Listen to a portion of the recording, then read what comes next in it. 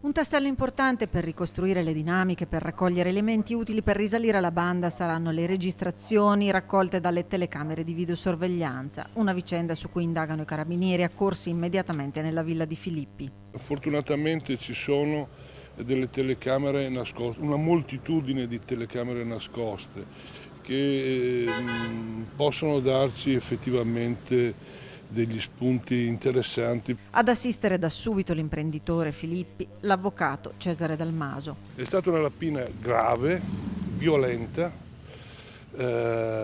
aggravata, pluriaggravata. Io ho trovato, quando sono arrivato su, immediatamente con i carabinieri, perché Alberto Filippi mi ha chiamato immediatamente, ho trovato una famiglia, Alberto Filippi evidentemente, penso l'abbiate visto anche voi, e non si regge neanche in piedi, una famiglia violentata, violata e violentata, terrorizzata. Un'ora vissuta nel terrore in cui Filippi era separato dai suoi cari e bloccato da uno dei banditi sotto la minaccia di un cacciavite. Hanno separato il padre dal resto della famiglia, quindi minacciando sempre con la pistola, ed è stata un'azione terribile, terrificante.